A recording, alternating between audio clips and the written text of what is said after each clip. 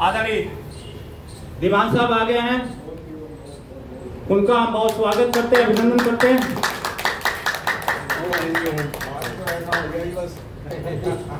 मैंने कहा एक घंटे से बात हो रही है, मैंने कहा एक घंटा हमारे पीछे आदरणीय जयप्रकाश धीमन जी है जो रोहिणी से है जी। रोहिणी तो दूसरा कोरोना हो गया, वहाँ से आ रहे हैं। जोरदार तालियों से स्वागत। तो आप हमारे प्रतिनिधि के जिला प्रभारी है, उनका बहुत बहुत स्वागत करते हैं और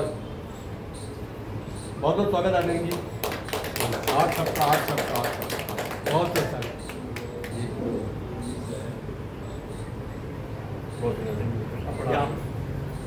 एक्सरसाइज सब हो गई, सब हो गई। हम आरोग्य आसन कर रहे थे, एक दो आसन आप कराना चाहें तो बैठने वाले कर। चलिए बैठिए, चलिए एक बार उनका चरण। तो मैं तो वहाँ से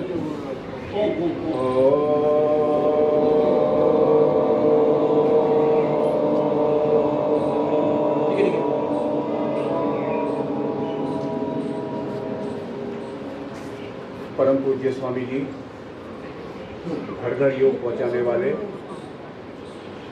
और आचार्य श्री को सूक्ष्म उपस्थिति को नमन करते हुए, और आदरणीय MP सिंह जी, आदरणीय ध्यानी जी और सभी के यहाँ के कार्यकर्ता और आप सबको मेरा धन्यवाद। और इसी तरह हमारी प्रांतीय टीम के सानिध्य में हम काम कर रहे हैं, दिल्ली प्रांतीय टीम, आदरणीय गुलिया जी, आदरणीय श्याम जी, उनके निर्देश में सारा कार्यक्रम चल रहा है। और आप बहुत आजीवादी हैं जो आप योग से जुड़ रहे हैं। मैं आगे का कार्यक्रम करते हुए मैं सिर्फ आपसे पहले एक प्रश्न करूँगा कि आप जो योग से जुड़े हैं, आपका योग से जुड़ने का मुख्य एम उद्देश्य या किस भाव से आप योग से जुड़े हैं? तो एक दो व्यक्ति अगर मुझे बताएगा तो फिर आगे आपका भाव क्या है योग से जुड़ने का? भाव ये है कि जी जी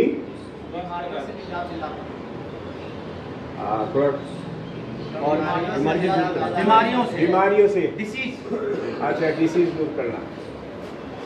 भाव ये चलिए है, भाव यही है कि हाँ, शरीर स्वस्थ। मेन उद्देश्य सबका ये है कि हम मूल भाव में जिए, प्रकृति भाव में जिए, प्रसन्नता में जिए, आनंद में जिए, स्वस्थ रह के जिए, यही तो उद्देश्य है। स्वस्थ रहेंगे तो हम समाज की सेवा भी करेंगे, स्वस्थ रहेंगे तो हम अपने परिवार को भी संभाल लेंगे, स्वस्थ रहेंगे तो हम देश को भी संभालेंगे। मन अगर डिप्रेशन में है, परेशानी में है, तो हम या हमें कोई टारगेट नहीं मिल रहा, उद्देश्य नहीं मिल रहा, उद्देश्य की तरफ या टारगेट की तरफ या आपको जो आपका एम है, जो आपका भविष्य है, जो आपका यथार्थ है, उसकी तरफ ले जाने के लिए सबसे अच्छा साधन है योग। जब हम योग में जाएंगे तो कुछ बातें सबसे पहले ध्यान में रखनी पड़ेगी। क्या क्या? सबसे पहले आयुर्वेद। आयुर्वेद, अब ये बताइए किसी को पता है तो आयुर्वेद का मतलब क्या है? सही, औषधि द्वारा इलाज करना। और बताइए, कोई और बताइए, आयुर्वेद का मतलब क्या? आयु को वेद के द्वारा। और कोई बताए?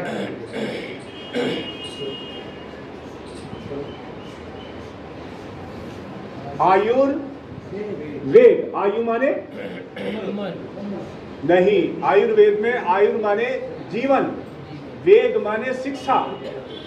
अगर आपने अपने जीवन में शिक्षित हो गए या अपने जीवन को आपने पढ़ लिया या अपने शरीर को आपने समझ लिया तो आपने आयुर्वेद को जान लिया। आयुर्वेद का मतलब ये है कि अपने आप को, अपने शरीर को समझना। शरीर क्या है? 5 तत्वों का एक निर्मित अंग है और पूरा ब्रह्मांड 5 तत्वों से बना है। तो उस 5 तत्वों को समझना, ये शरीर हमारा 5 तत्व तो है, इसमें 5 तत्वों के अलावा कुछ नहीं है। उन 5 तत्वों को जानना क्या है? क्या है? आयुर्वेद। 5 तत्वों को जानना है आयुर्वेद। यानी अपने शरीर को समझना है आयुर्वेद। आयुर्वेद की कोई टैबलेट नहीं है, आपकी दवाई नहीं है। ये नहीं कि ये दवाई रखी तो ये आयुर्वेद है, या यहाँ वैद्य बैठा तो यहाँ आयुर्वेद है, नहीं। अगर आपने अपने शरीर को जान लिया, पांचों तत्वों को जान लिया, तो खुद आपके शरीर में आयुर्वेद का समावेश हो गया, और यही आयुर्वेद। सबसे पहले हमें कुछ बातें, देखो हम योग में जाने से पहले कुछ बातें निश्चित करनी पड़ेगी। मान लिया मैं मंदिर के द्वार में अंदर एंट्री मैंने करी, तो मुझे देखना पड़ेगा मंदिर का भवन किधर है, मंदिर का पार्किंग किधर है, मंदिर का ये क्या है। मंदिर में प्रवेश करने से पहले कुछ बातों का विचार करना पड़ेगा। जब हमने योग में प्रवेश किया है तो हमें कुछ धारणा बनानी पड़ेगी, समझना पड़ेगा आयुर्वेद क्या है, 5 तत्व क्या है, ये बॉडी का सिस्टम क्या है, हमारे अंदर हो क्या रहा है, ब्रह्मांड में क्या है, ईश्वर क्या है, यथार्थ क्या है। ये अगर नहीं जानोगे तो आप योगी। योग का मतलब क्या है? योग का मतलब बताइए, योग का मतलब आत्मा को परमात्मा से जोड़ना। चलिए भस्त्री का प्रणाम करते हैं, प्रणाम भी करेंगे और बाकी की बातें चलती रहेंगी। योग का मतलब क्या है? कपालभाति भी हो गया, अनुलोम में ले जाए। नहीं, मैं थोड़ा कपालभाति करके, अभी मेरे पास समय है।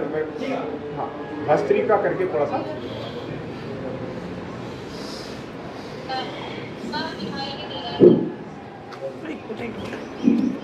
ओम ओम जी, मैंने अभी क्या बोला था आपको? क्या पूछा मैंने आपसे? योग क्या है? योग क्या है? योग का मतलब है जुड़ना, जोड़ना, अनुशासित होना। एक नियम होता हर चीज का। ये दुनिया क्या है? दुनिया जो है एक अनुशासित चीज है, एक लिमिटेशन है, एक ऐसी स्थिति है, उससे अप डाउन, अप हो गए तो नुकसान है, डाउन हो गए तो नुकसान है। आप ज्यादा बोले तो हानि, कम बोले तो मतलब एक टारगेट है, एक लिमिटेशन है, उस लिमिट से अप जाओगे तो नुकसान, डाउन जाओगे तो नुकसान। तो योग का मतलब है अपने आप को जोड़ के रखना। किस चीज से जोड़ना बताइए? अगर आप खाना खा रहे हैं तो किस चीज से जुड़ना है? खाने से। ऐसा तो नहीं 99 के चक्कर में आपकी उंगली चल रही है और आपका ध्यान कहीं और है और आप खाना खा रहे हो तो आपको पता ही नहीं चलेगा कि ये लौकी की सब्जी है या टिंडे की सब्जी है।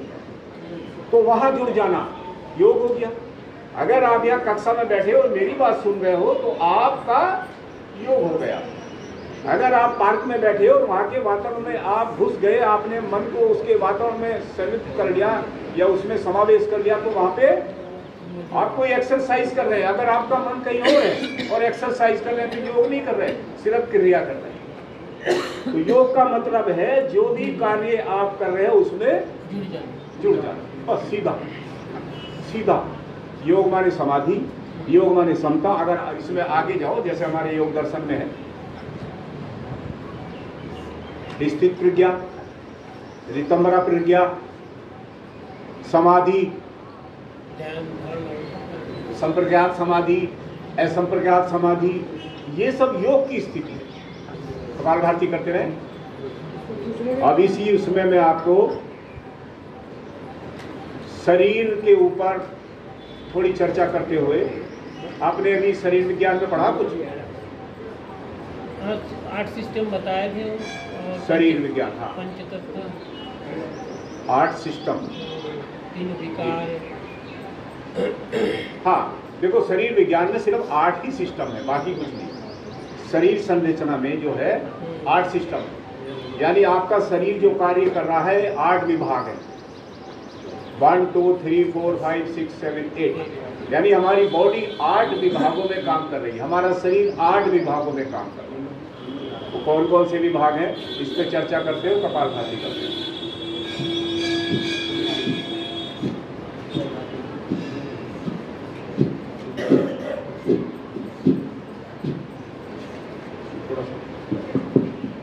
सही है, सही है। आप थोड़ा सा आगे हो जाइए, इसको हिला हुली करेंगे तो ज़्यादा।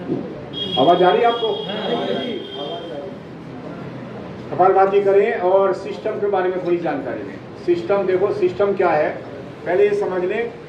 सिस्टम ईश्वर ने क्यों बनाए, सिस्टम की जरूरत क्या है, ऑर्गेन्स की जरूरत क्या है, हमारा जो स्ट्रक्चर है, जो हमारा अस्थि पार्ट है, जो हमारा स्केलेटल सिस्टम है, इसकी जरूरत क्या है, हमारे लीवर की जरूरत क्या है, हमारे हार्ट की जरूरत क्या है, हमारी स्किन की जरूरत क्या है, हमारी उंगलियों की जरूरत क्या है, क्यों बने, इसलिए है। ये जो 8 सिस्टम आपको कुछ तो पढ़ाए गए होंगे और पढ़ाए जाने हैं, इन सिस्टमों को क्रियान्वित करना, इन सिस्टमों को जिसके लिए है वो सही काम करना। और क्रियान्वित किस लिए होते हैं, 5 तत्वों को आपके शरीर के लिए तैयार करना। आपने पानी पिया तो ये पानी आपके शरीर में वैसे ही सीधा थोड़ी आपके शरीर में चला जाएगा, अंदर क्रिया होगी। आपके जो ये पार्ट बने हुए हैं, जो आपका ये 8 विभाग बता रहा हूं, 8 सिस्टम बता रहा हूं, वो सिस्टम काम कर रहे हैं।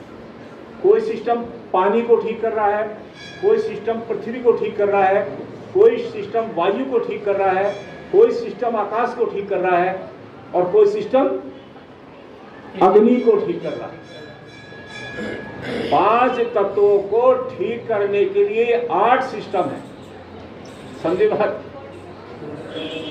5 तत्वों को, ये जो हमारा निर्माण है, मान लिया आप पानी ना पियो, आप आग ना, अग्नि, आपके अंदर ताप ना हो, आपके अंदर पृथ्वी यानी भोजन ना हो, आपके अंदर एयर ऑक्सीजन ना हो, तो आपको डेली चाहिए, डेली चाहिए। तो ये पचने पचाने के लिए या भोजन को आपके शरीर के लायक बनाने के लिए ये 8 काम कर रहे हैं। सबसे पहले है स्केलेटल सिस्टम, हड्डी, अस्थि।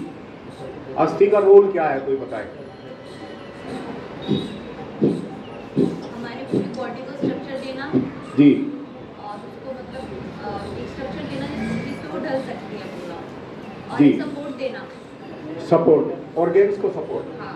हाँ, ये बेटी ने बहुत अच्छा बताया कि शरीर को एक तो आकार देना। शरीर का आकार किस चीज से है, स्केलेटल से और मस्कुलर से, मस्कुलर सिस्टम और स्केलेटल सिस्टम, इससे आकार मिल गया।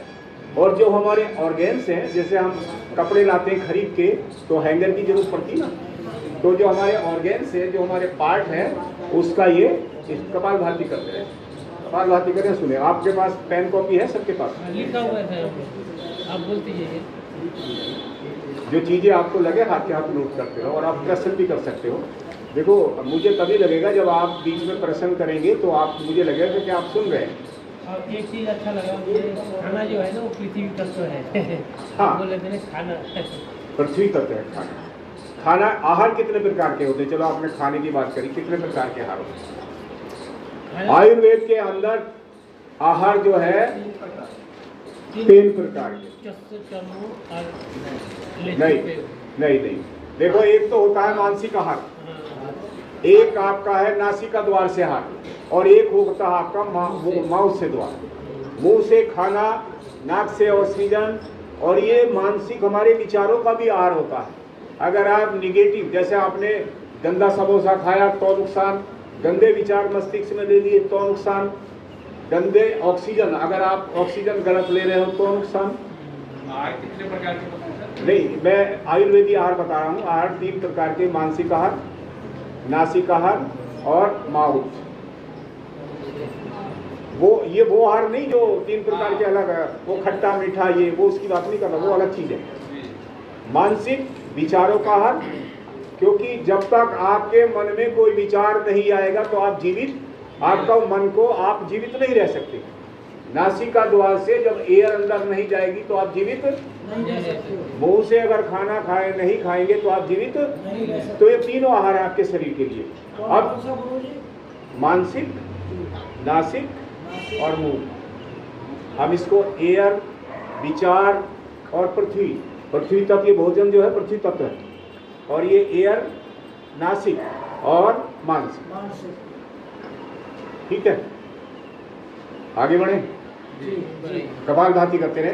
तो मैंने बोला अभी स्केलेटल यानी जो हमारा ढांचा है, एक स्थान से दूसरे स्थान ले जाने के लिए है।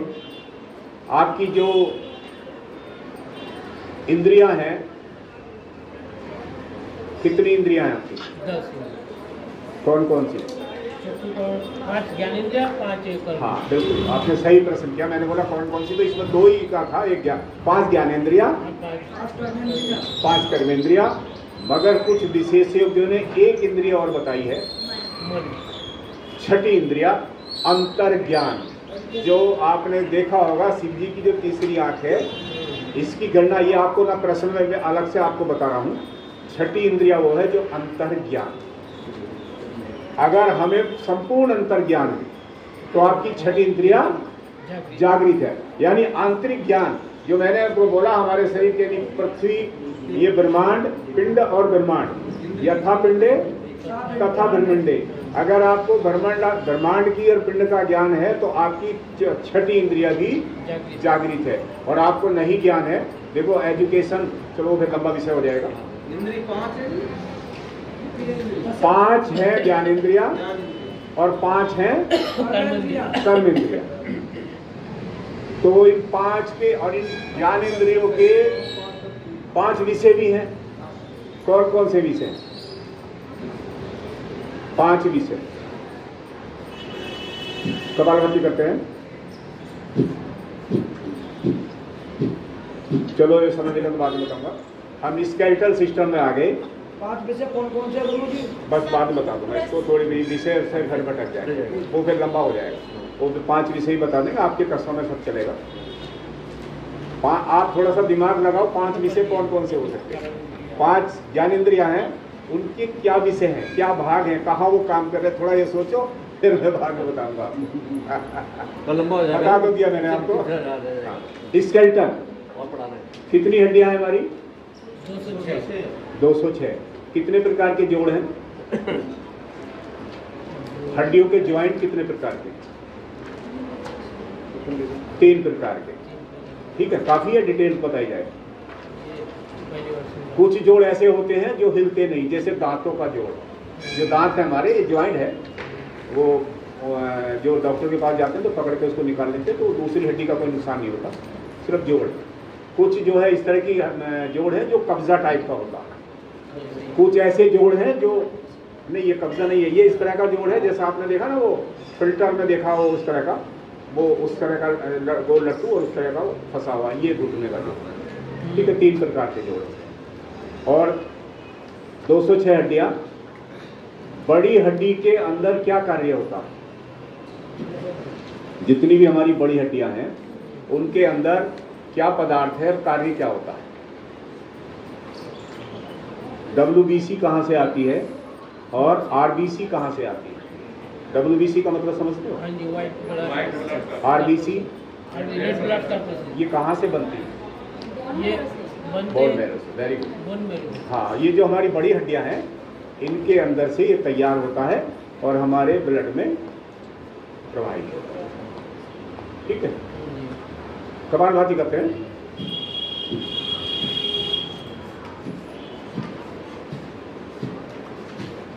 ठीक है, हड्डियों का ठीक है। हड्डी का निर्माण किससे होता है? ये किताब में पढ़ लेना, गेरू प्लस पानी, वो बाकी उसमें अलग अलग तत्व हैं। हड्डियों का निर्माण उससे होता है। ठीक है, और कैल्शियम, फास्फोरस, ये उसका उसकी मजबूती के लिए, एक्स्ट्रा एनर्जी देने के लिए। ठीक है, अब मस्कुलर सिस्टम क्या है? मस्कुलर, देखो अगर ये हमारा स्केलेटल सिस्टम होता और मेरे पास सिर्फ स्केलेटल सिस्टम होता और मैं यहाँ के बैठ जाता तो आप डर के भाग जाते। डर जाते, नहीं डर जाते। मस्कुलर या जो हमारे इसके हड्डियों के ऊपर जो लेयर चढ़ी हुई है वो मस्कुलर सिस्टम है जो हमारे शरीर को सुंदर बनाती है। कितनी मांसपेशियां हमारी? 519 मांसपेशियां हैं जो हमारे शरीर पर चढ़ी हुई है, और इसके अंदर जो ब्लड सर्कुलेट का काम होता है वो मांसपेशियों के अंदर ही होता है। ठीक है, अब आगे चले। मस्कुलर सिस्टम हो गया लगभग। अब उसके बाद है क्या रेस्पिरेटरी सिस्टम, मतलब श्वसन तंत्र। ये कहाँ से, इसके कौन कौन से अंग हैं? नाक फुसफुस जो है जी, सांस ले रहे हैं, रेस्पिरेटरी फुसफुस और नाक से सांस ले रहे हैं। नासिका द्वार से, और ये श्वास नली, नासिका द्वार, श्वास नली, फेफड़े, ठीक है। और फेफड़ों के बाद वो आगे का जो ब्लड में जाने के बाद वो पूरी बॉडी में डिवाइड होता है। जो बाहर है ये क्या है? जो बाहर है, बाहर ये ऑक्सीजन है, जो ब्रह्मांड में है, जो बाहर है, जो पेड़ों से हमें मिलती, जो ये वायुमंडल में जो बह रही है ऑक्सीजन। वायु, नहीं ये ऑक्सीजन अभी नहीं है, वायु। देखो जब तक ऑक्सीजन में ऑक्सीजन रहे तो ऑक्सीजन है, जब ऑक्सीजन में दूसरी मात्रा नाइट्रोजन, दूसरी मात्रा अगर मिक्स है तो वो है वायु। जब नासिका द्वार से हमारी ये वायु अंदर जाती है और फेफड़ों में पहुंचती है, तो फेफड़ों में क्या क्रिया होती है? कपालभाति करते हैं, फेफड़ों में क्या क्रिया होती है? क्या किया आपने? ऑक्सीजन लिया, कार्बन डाइऑक्साइड छोड़ दिया। Carbon dioxide. हमारे जो फेफड़ों में है वायु कोश है, वायु कोश के अंदर हमारी ऑक्सीजन स्थिर हो जाती है, और जो नाइट्रोजन है वो हमारी कार्बन डाइऑक्साइड, हमारी कार्बन डाइऑक्साइड गैस कहाँ से आती है?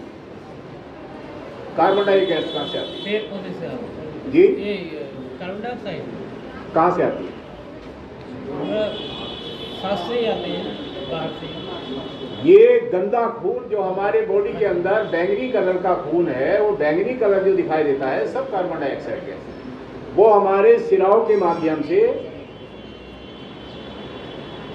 हमारी जो है आरोटा, आर्टरी, वेन्स यानी धमनी और महाधमनी। धमनी, शिरा, वेन्स क्या है? वेन्स, वेन्स में अधिकतर गंदा खून होता है, यानी उसके अंदर कार्बन डाइऑक्साइड गैस होती है। वेन्स हमारी वापस ब्लड को हार्ट तक लाती है, और हार्ट से फिर पाल्मोनरी धमनी के माध्यम से हमारे फेफड़ों में आती है। गंदा खून हार्ट में आया। हार्ट के कितने चैम्बर होते हैं? 4 चैम्बर। बहुत अच्छा। हार्ट के 4 चैम्बर, एक में गंदा खून आता है, एक चैम्बर में स्वच्छ खून बाहर जाता है, एक में आना, एक में जाना, 4 चैम्बर। जब हमारा गंदा खून हार्ट में आया तो पाल्मोन धमनी का कनेक्शन उससे है, उसके माध्यम से वो हमारे फेफड़ों में आई, और फेफड़ों में जो गंदा खून है, जो कार्बन डाइऑक्साइड गैस है, उसको छोड़ा और वहां से ऑक्सीजन ग्रहण करी और वापस हार्ट में आया, स्वच्छ खून साफ हो गया, फिर पंपिंग होके आर्टरी के माध्यम से वो पूरी बॉडी में सप्लाई हो।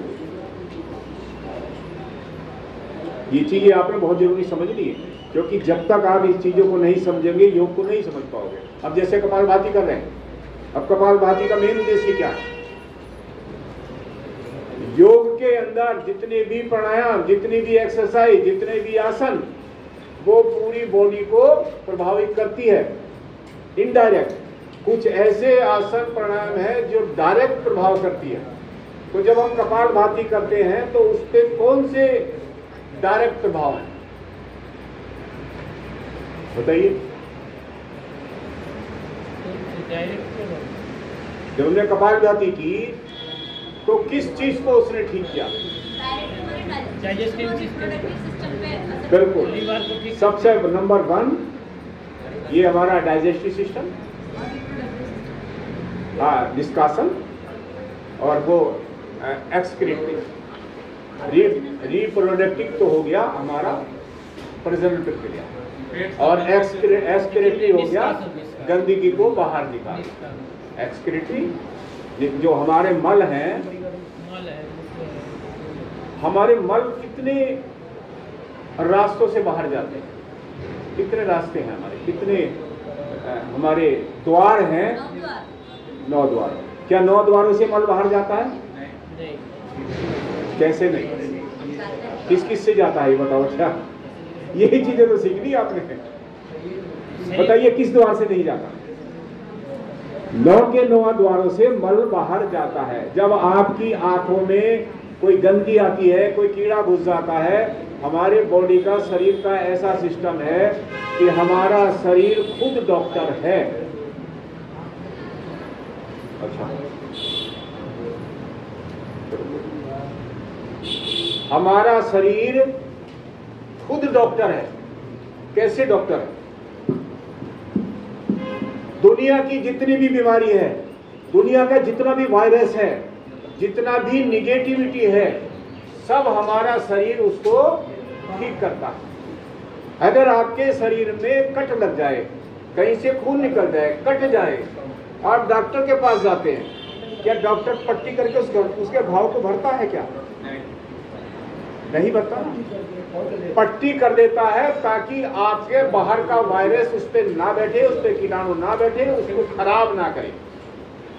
वो उसका कवच है, वो सुरक्षा गार्ड है। गेट पे कोई सुरक्षा गार्ड है तो वहां पर निगेटिविटी अंदर नहीं आएगी। मगर अंदर क्या हो रहा है, बॉडी में क्या हो रहा है, वो घाव कैसे भरेगा? हमारे शरीर के अंदर से एक स्राव होता है, वो इंडोक्राइन सिस्टम हमारा जो बॉडी का है, वो उसमें रस रसाव प्रक्रिया जो उसमें आएगा ये। तो हमारे शरीर के अंदर से जो रस निकलता है, वो रस ही हमारे घाव को ठीक करता है। अगर आपके अंदर कोई भी वायरस चला जाए तो हमारे अंदर जो एसिड बनती है, ये एसिड क्या है? ये एसिडिटी क्या है? आपके अंदर जहर है? बोलो जहर है? बोलो है जहर? नहीं। कहाँ है? बताओ कहाँ है? पित्त की थैली फट जाए तो क्या होगा? हमारा जो लीवर है 500 प्रकार के जूस बनाता है, और वो पित्त की थैली में या ब्लड में कुछ तो इंडक्ट और कुछ डक्ट। डक्टिंग मतलब इंडक्ट, डायरेक्ट, डक्ट। जैसे एसी की एयर लेते हैं ना डक्टिंग करके, तो उसी तरह से जो हमारा कुछ जो हार्मोन्स है, डक्ट और इंडक्ट, यानी सीधे, और एक तो सीधे हमारे लीवर से ब्लड में मिल जाते हैं। जब हमारा जो एक तत्व बनता है हमारा, सात धातु पढ़ाई आपको? नहीं। 7 धातु में कौन सी ऐसी धातु है जो सीधी ब्लड में जाती है, हमारे लीवर में जाती है? रस। रस हमारा ब्लड में जाता है, और ब्लड से जो दूसरी चीजें जो ब्लड में हमारा रस, लीवर में जो रस बनता है, जो जूस बनते हैं, वो ब्लड में डायरेक्ट मिश्रित हो जाता है, और कुछ इनडायरेक्ट जो हमारी पित्त की थैली में आता है, और फिर हमारा पकासे, पेनक्रियास, इंसुलिन और अदर हार्मोन्स वहां से निकल के हमारे अमाशय, पकासे, अमाशय, पकासे। पकासे कहाँ है? हाँ, नीचे जो अमाशय का नीचे का भाग जो है वो पकासे। नहीं, पेनक्रियास अलग, अमाशय अलग होता है, पकासे। अमाशय तो हो गया हमारा रस। हाँ, अमाशय का जो नीचे का भाग है उसी से जुड़ा हुआ है, वो हमारा पकासे है। पकासे में जो हमारी पेनक्रियास और हमारा जो हमारी पित्त की थैली है, उसके जूस पकासे के माध्यम से उस पे हमारे खाने पे मिल जाते हैं, और फिर वो हमारी आंतों में उसका प्रवेश होगा। हमारी छोटी आंत की लंबाई कितनी है?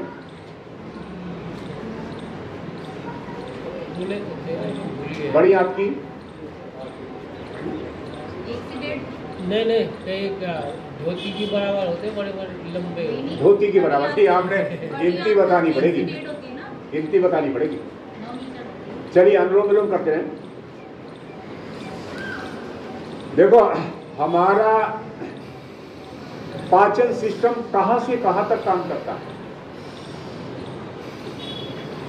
पाचन सिस्टम, हाँ, मुंह से लगा के, और जो हमारा उपस्थ भाग है, उपस्थ भाग कौन सा है? मूलाधार है? मूलाधार। मल द्वार, गुदा भाग, मल द्वार, उपस्थ। जब तक आपका मल बाहर नहीं जाएगा पाचन सिस्टम आपका कंप्लीट नहीं है। मल अगर रुक गया तो पाचन सिस्टम में गड़बड़ है। एक्सक्रीटरी सिस्टम मैंने बोला था ना, एक्सक्रीटरी अगर हमारा निष्कासन मल अगर बाहर नहीं गया तो पाचन सिस्टम, भाई आप कहोगे मेरा पेट साफ नहीं हुआ, तो क्या कहोगे? पाचन सिस्टम ठीक नहीं। ये हमारा 32 फुट इसकी लंबाई है, 3 मंजिल मकान मुंह से लगा के और उपस्थ तक इसकी लंबाई कितनी है? 32। छोटी आपकी लंबाई कितनी है? 18 से 22, क्योंकि वो शरीर के ऊपर डिपेंड करता है। और बड़ी हाथ की लंबाई कितनी है? 6 फुट। और छोटी हाथ की जो मोटाई कितनी है? ये आपके प्रश्न आ सकते हैं। छोटी हाथ की मोटाई कितनी है? शुरू से एक बार बताओ। क्या बताऊं शुरू से? 32 फुट। छोटी हाथ की लंबाई 18 फुट। हमारा मुंह से और उपस्थ यानी मल द्वार ये है 32 फुट। हाँ, हमारी छोटी हाथ की लंबाई है 18 से 22 फुट। 22 फुट को लिख दो और 20 फुट लिख दो, एक ही बात है, क्योंकि जैसे शरीर आदमी का बड़ा होता है शरीर के ऊपर डिपेंड करता। औसतन 20 फुट लिख दो, लगभग 22 फुट लिख दो, लगभग 18 फुट लिख दो, एक ही बात है, लगभग जरूर लगा दो। और इसकी मोटाई, छोटी हाथ की मोटाई है 1.5 इंच। और आपके अमाशय में खाना कितने समय तक रहता है? अमाशय में 6 घंटा लगता है। आइडिया से मत बताओ, सही बताओ, तो पढ़ाओ तो किताब। मैं सुना हूँ मैं 6 घंटा। अमाशय में 3.5 से 4 घंटा हमारे खाना कहाँ रहता है? अमाशय में। इसमें कुछ प्रकार के जूस आते हैं, लुगदी बनाई जाती है। यहाँ पर आकुचन सकुचन की प्रक्रिया होती है, आकुचन सकुचन, और उसको लुगदी में परिवर्तित किया जाता है। हमारी बॉडी में जो रस रसायन प्रक्रिया है, एंडोक्राइन सिस्टम है, वो बहुत इंपॉर्टेंट है, हम उसको समझ नहीं पाते। मुंह की लार इतनी महत्वपूर्ण है कि अगर आपकी मुंह की लार ना बने तो आपकी बॉडी के पूरे सिस्टम निर्जीव हो जाएंगे। इतनी बढ़िया, तभी तो कहते हैं कि खाने को चबाओ, जितना ज्यादा चबाओगे उतनी अमाशय में लार ज्यादा जाएगी और उतना ही पाचन सिस्टम बढ़िया रहेगा। अगर आपका पाचन सिस्टम खराब हो रहा जी,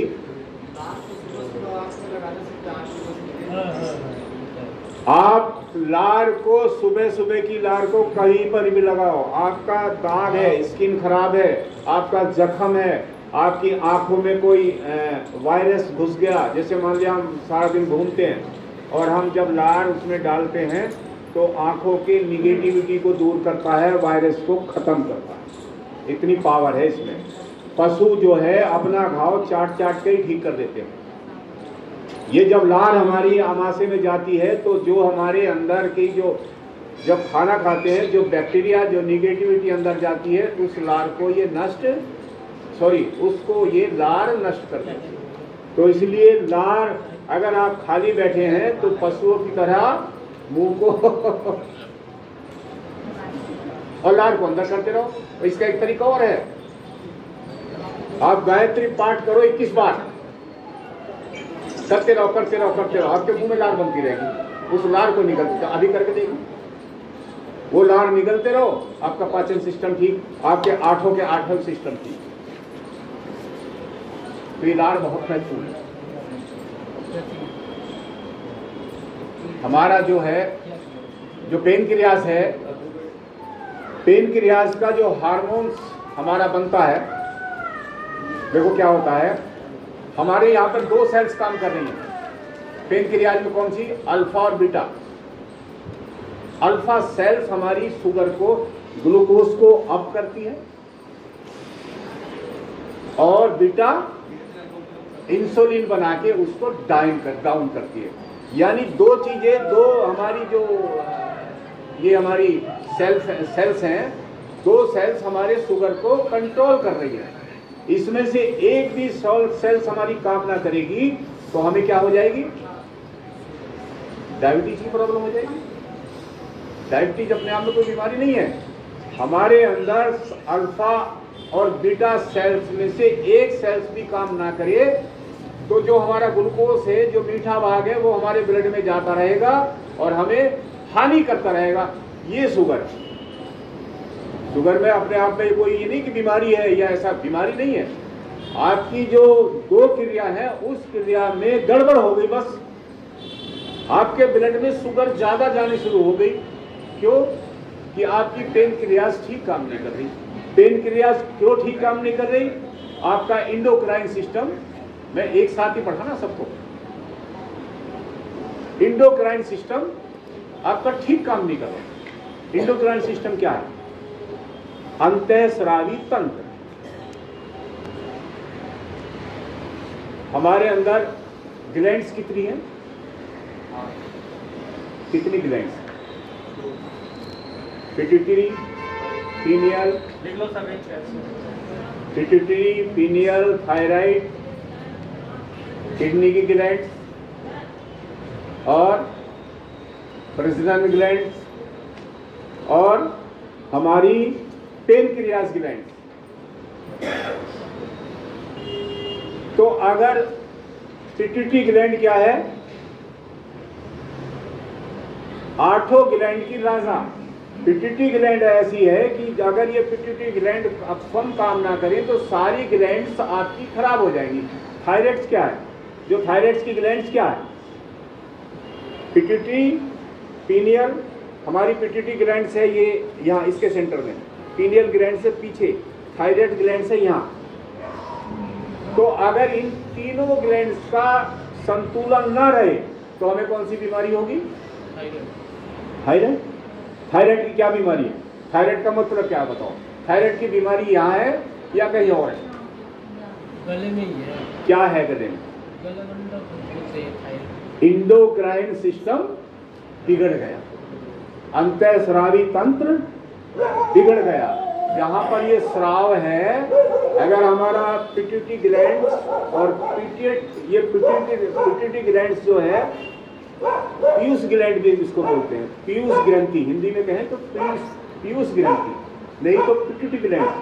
अगर इसका और इसका संतुलन ठीक न रहे, आपस में तालमेल बिगड़ जाए, तो यहाँ पर जो रस बनता है वो रस अप हो गया या डाउन हो गया, उसका कंट्रोल नहीं रहा। जैसे मैंने कहा कि पेनक्रियाज में अल्फा और बीटा का कंट्रोल नहीं रहा तो ग्लूकोज हमारे ब्लड में चला गया, और यहाँ पर हमारा पिट्यूटरी और थायराइड ग्लैंड्स का संतुलन बिगड़ गया तो हमें वो जो जूस बन रहा है वो अप डाउन हो गया, और वो जूस बन के बीमारी यहाँ नहीं है। ये जो जूस बन रहा है ये आपके भोजन में नहीं जाएगा, आपकी बॉडी में नहीं जाएगा, तो आपका जो शरीर है, जो आपके ऑर्गन्स हैं, वो ठीक काम नहीं करेंगे। आपने देखा होगा, सुना होगा कि जिसको थायराइड की बीमारी होती है उसकी जो प्रजनन प्रक्रिया है वो वीक हो जाती है, या थायराइड होने वाला जिसको, चाहे पुरुष हो या महिला, उसकी जो प्रजनन प्रक्रिया है वो खत्म हो जाती है इस ग्लैंड से। जी जी, जोर से बोला करो। हम बोलो, पूछो। हम पूछ लो, कोई बात नहीं, मन में जो विचार है, अगर संतुष्टि होगी तो ठीक। प्रजनन तंत्र पे क्या फर्क पड़ता है? प्रजनन तंत्र वही मैं बता रहा हूं, आपको वहीं जाना था। ये जब जूस यहाँ बनेगा हमारे भोजन में मिलेगा, ये जूस जितना भी इंडोक्राइन सिस्टम है, जितनी भी जूस प्रक्रिया है, वो सब हमारे भोजन को, जो हमारे 5 तत्व हैं उसको हमारे बॉडी लायक बनाने में काम करते हैं, और 5 तत्वों से ही पूरी बॉडी डिपेंड करती है, चाहे प्रजनन प्रक्रिया हो, चाहे वो आपका एक्सक्रीटरी सिस्टम हो, चाहे हार्ट, किडनी खराब होना हो, लीवर, पूरी बॉडी को संतुलन जो करती है ये हमारा इंडोक्राइन सिस्टम, जो रस रसायन प्रक्रिया है वो इसको संतुलित करती है।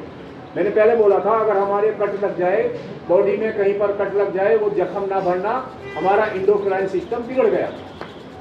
हमारा, अगर हमें शुगर की बीमारी हो रही तो हमारा एंडोक्राइन सिस्टम बिगड़ गया, भोजन ठीक नहीं तो हमारा एंडोक्राइन सिस्टम बिगड़ गया, थकान आ रही तो एंडोक्राइन सिस्टम बिगड़ गया। यानी पूरी बॉडी को जो संचालित करता, व्यवस्थित करता है हमारी रस रसायन प्रक्रिया।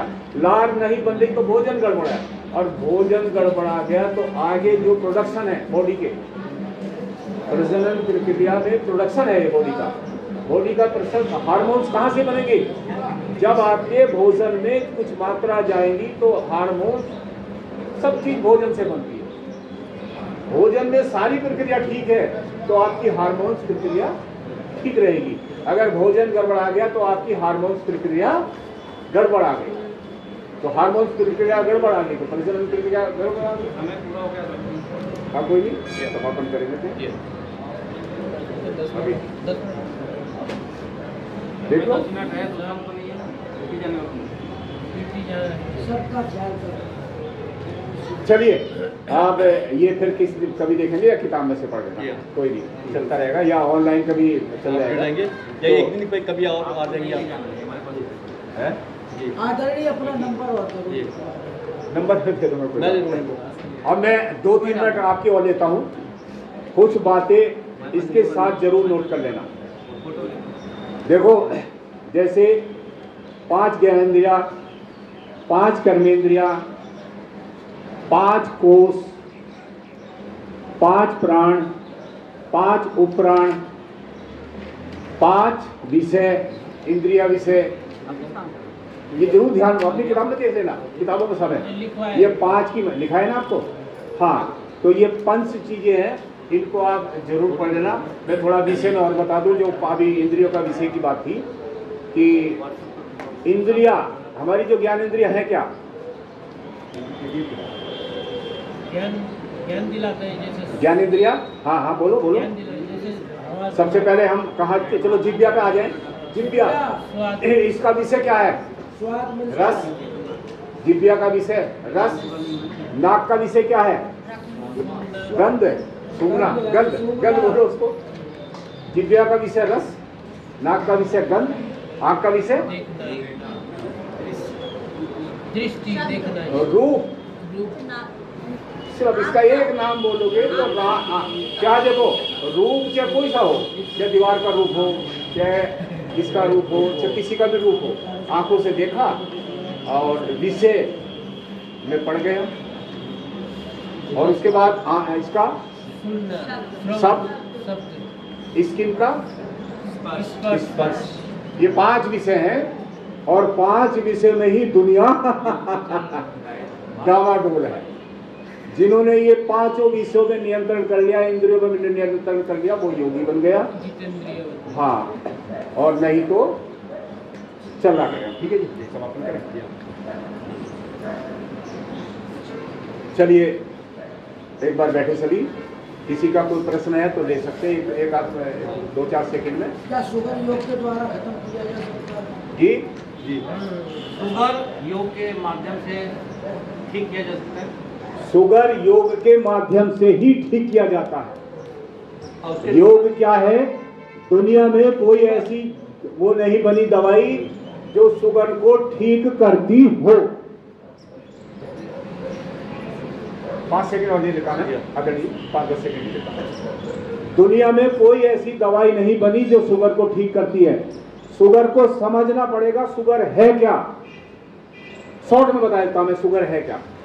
हमारी जो अल्फा बीटा सेल्फ का असंतुलन शुगर है, यानी हमारा जो ग्लूकोज है वो मीठा ब्लड में चला गया। क्यों चला गया भाई? किसने डाला है? इस पर आप विचार करो। शुगर ठीक, ये हमारा मीठा हमारे ब्लड में चला क्यों गया? हमारे मुंह में, हमारे हाथों में, हमारे शरीर में गया क्यों? इसको आप भी तो रोक सकते हो। जिसने समझ लिया उसकी शुगर ठीक। 100% की बात बता रहा मैं। आपका जो जीवन है एक दिन भी खत्म नहीं कर सकते आप, अगर आप ये समझ लो कि शुगर एक शब्द है GI। मैं बता रहा हूँ, मैं वही बता रहा हूँ कैसे मेंटेन कर सकते हैं। एक होता है GI, ग्लूकोसियन इंडेक्स, यानी ग्लूकोज यानी मीठे का इंडेक्स, यानी मीठे का इंडेक्स की क्या होती है नहीं पता, वो होता कुछ इंडेक्स की यानी, तो उसमें क्या है कि ग्लूकोज का इंडेक्स किस वस्तु में क्या है, मेरे पास ये आया, इसमें जीआई कितना है ये नापना मैंने, इसमें मीठा कितना है, परिमाण बोलते हैं। हाँ, अगर आपके शरीर में 300 शुगर हो चुकी है तो आपने ये चीज खाने से सोचना है। अगर 200 शुगर है तो फिर आप सोच रहा है कि हम मुंह में क्या डाल रहे हैं, कौन सी मात्रा में जीआई कम है किसमें ज्यादा है, ये आपने नापना है। जिस दिन आप इसे नाप लोगे कि इसमें जीआई कितनी है, इसमें मीठा कितना है, उसके हिसाब से। अगर मान लिया आपकी 250 शुगर है तो आप आधा सेब खा लो, 4 सेब नहीं, 50 ग्राम पपीता खा लो, आधा किलो पपीता नहीं। आप चावल 4 चम्मच खा लो, 4 कटोरी नहीं, इंडेक्स के अनुसार। अगर आपकी शुगर 400 हो गई तो चावल भी खत्म, आलू भी खत्म, ये चीज भी खत्म। करेला टमाटर खीरे का जूस लो, मेथी खाओ, मेथी का पाउडर लो, जामुन लो, नीम का पत्ता लो, उस तरह की चीज खाओ जिसमें जीआई कम है, वो चीज ले लो। जब आप कम जीआई वाली चीज खाएंगे तो आपके अंदर का जो ग्लूकोज अपने आप ही खत्म हो जाएगा, अपने आप ही खत्म हो जाएगा, क्योंकि हमारे शरीर को ग्लूकोज चाहिए। जब शरीर को ग्लूकोज चाहिए तो हमारी बॉडी में जो ग्लूकोज है शरीर उसी को ही खींचना शुरू कर देगा, खत्म करना शुरू कर देगा, ग्लूकोज की मात्रा डाउन हो जाएगी। फिर आप समझो, फिर आप खाना खाओ, जीआई को समझो, उसके अनुसार खाना लो। मतलब नहीं आपकी शुगर कहीं चली जाए, शुगर का मतलब तो चीनी की मात्रा बढ़ना है, और चीनी की मात्रा कम होगी तो चीनी लेना शुरू कर दो। सबसे पहले आपने अपने आहार को देखना है अगर डायबिटीज कंट्रोल में रखनी है। एलोपैथिक में क्या है, आपके शुगर में, आपके ब्लड में चीनी ज्यादा बढ़ गई, आपने एलोपैथिक दवाई ले ली, तो एलोपैथिक की दवाई जबरदस्ती करके अपनी किडनी पे डंडे मारेगी, वो जबरदस्ती करेगी, अनैतिक प्रभाव डालेगी, और जबरदस्ती आपकी जो है वो शुगर किडनी से बाहर निकलवाएगी दवाई के माध्यम से, जिससे आपकी किडनी जल्दी खराब हो। मान लिया आपने दवाई ली और आपने अपनी किडनी से शुगर बाहर करवा दी यूरिन के रास्ते से, तो आपकी किडनी पे लोड आ गया, और फिर आप चीनी खा रहे हो। दवाई ने काम कर दिया, आगे काम नहीं करेगी, वो चीनी बाहर निकाल दी उसने, मगर फिर चीनी खा ली तो फायदा कहाँ हुआ, कुछ नहीं हुआ। तो आपने जीआई को समझना है और उस मीठे को उतना लेना है जितनी आपकी बॉडी को जरूरत है। आप अपने बहुत आहार को निश्चित कर लीजिए। आहार क्या है, एक सेकंड और ले लेता हूं आपकी, थोड़ी सा बातें चली रही। ये आहार क्या है, आहार ही आपकी दवाई है, अन्यथा कोई दवाई नहीं। आहार आपकी ही दवाई है। आपको, आपके शरीर को रोटी की जरूरत है और आप खा रहे हो आलू, तो आप क्या कर रहे हो, दवाई तो ले नहीं रहे, आप तो वो चीज खा रहे हैं जिसके शरीर में जरूरत नहीं है। आपके शरीर को करेले की जरूरत है और आप खा रहे हो ये मीठा ले रहे हो, बर्फी खा रहे हो, तो आप दवाई तो नहीं रहे। अगर आप बुखार में पेट साफ करने की दूसरी दवाई लोगे, भले आपको बुखार है तो बुखार की दवाई तो लोगे, जुकाम की तो नहीं लेंगे। जब आपको शुगर है तो आपको करेला खाना चाहिए, क्यों आप बर्फी खा रहे हो? जब आपको शुगर है करेला खाना चाहिए, मेथी खानी चाहिए, बर्फी क्यों खा रहे हो भाई? तो गलती तो आप कर रहे हो। तो आपने अपने आहार को दवाई बनाओ, आहार ही दवाई, और आपकी किचन से बड़ा कोई डॉक्टर नहीं है। सबका बहुत बहुत धन्यवाद। अब समापन किया जाए। हाँ जी, बताइए बताइए।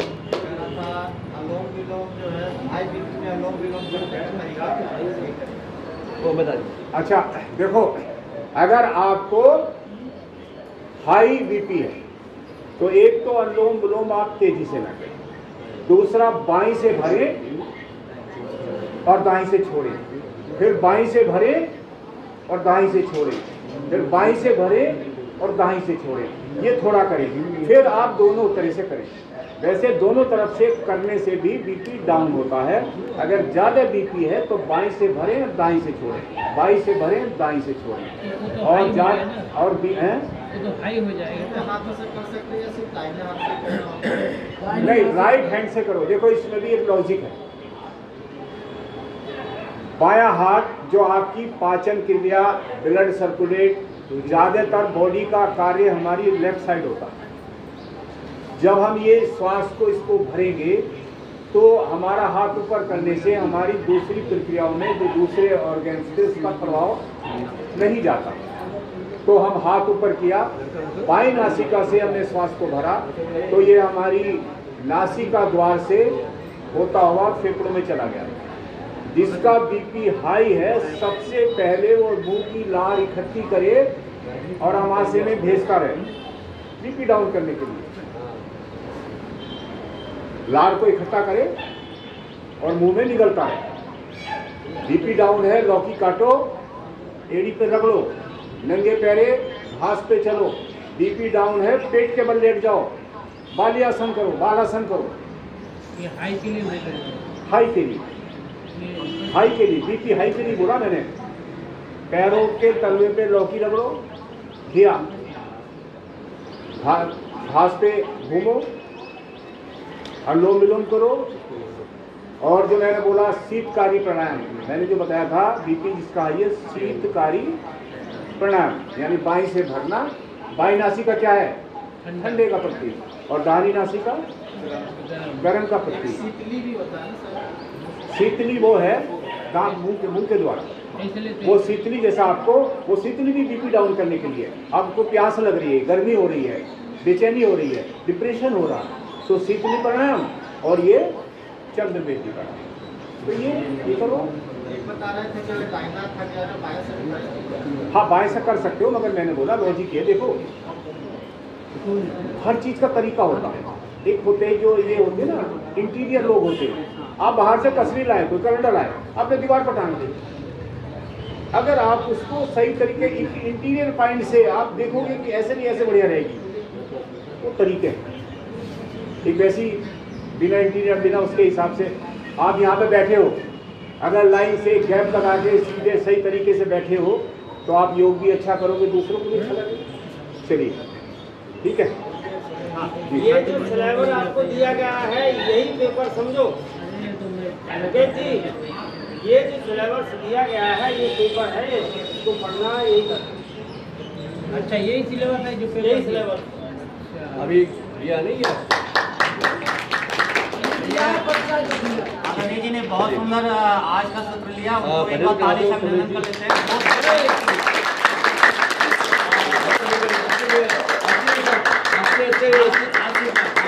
One, two, three, four, five, six, seven, eight, nine, 10.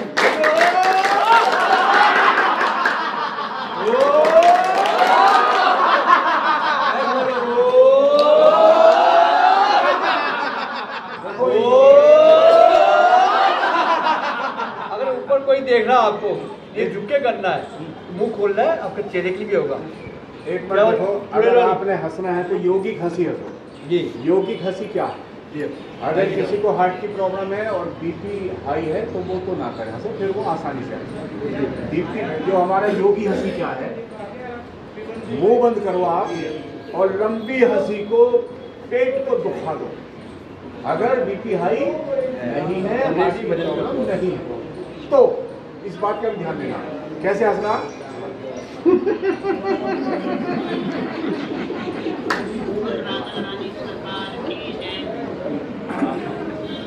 लंबा थोड़ा देखो, आपका दुखन हो जाएगा।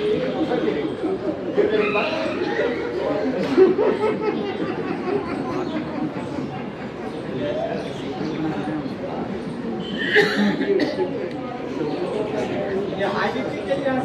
हाई बीपी वालों को नहीं असर है, इसलिए मैंने पहले बोला हाई बीपी और हार्ट की जिनको प्रॉब्लम है।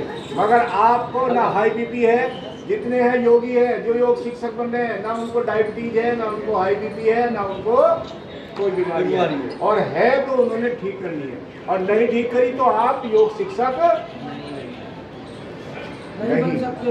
योग शिक्षक की 7 मर्यादाएं होती हैं, वो आनंद जी किसी दिन बता देंगे क्योंकि समय की शॉर्टेज है। हाँ, तो समापन करें या भजन हो रहा है? चलिए शांति पर। हाँ, शांति पर बैठ जाए सभी।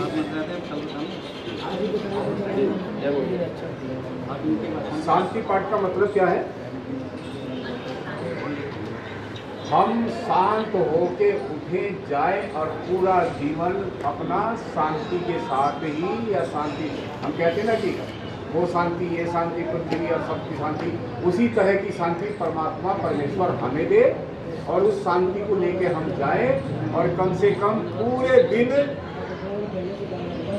शांत रहे। मतलब शांत रहने का मतलब कि उल्टी पुल्टी चीजों में ना हो, यही मतलब था। जैसे हमने योग किया, योग के बाद शांति पाठ की, शांति पाठ करके हम उठे तो हम परमेश्वर से प्रार्थना करते हैं कि हे परमेश्वर कम से कम आज का दिन मुझे इसी प्रकार की शांति प्रदान करो ताकि मैं अपना शांति जीवन। चलिए एक बार उनका ध्यान।